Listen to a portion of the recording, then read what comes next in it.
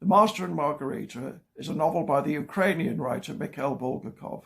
It was written between 1928 and the author's death in 1940, but not published until 1967, owing to restrictions on literary freedom in the Soviet Union, of which Ukraine was then a part. It's set mainly in Moscow, but some parts feature Jesus as he's tried by Pontius Pilate and take place in first century Judea. The novel centres on the appearance in Moscow of Satan in the guise of a professor, accompanied by a huge vodka-drinking, chess-playing cat who walks on two legs, an assassin, and a female vampire. Satan turns Moscow upside down, particularly for followers of intellectual fashions, status seekers, and zealous supporters of the regime. Surprisingly, the introduction of an anthropomorphized cat doesn't make this into a comic novel, unless one sees the death of social climbers as funny.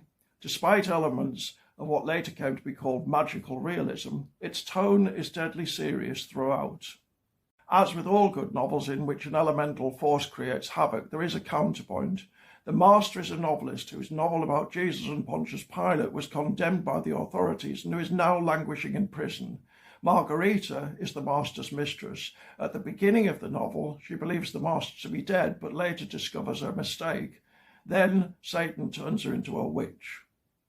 What makes The Master and Margarita so interesting is its insistent questioning of moral boundaries. The Jesus of the Master's novel isn't the Jesus of the New Testament, although there are similarities. And the Satan who arrives in Moscow isn't exactly the beast of the Book of Revelation, nor are the Master and Margarita entirely on the side of the stereotypical angels. The moral seems to be that there is no absolute good and evil, and thus no straightforward salvation and damnation. As a result of this, however, the novel also raises questions about the value of respectability and reputable society. If the alternative is ad hoc terror and extrajudicial killings, aren't we better off with a few toadies and hypocrites in charge? It may be better than being ruled by Stalin. But of course, for obvious reasons, Stalin doesn't appear in this novel. Since it's undeniably set in 1930s Moscow, that could, at least technically, raise the question, where is he? It's the sort of question a deconstructionist would ask, and some people would say it's not a very good one. He's implied.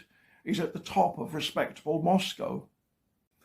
Okay, but if that's not our answer, it could change everything.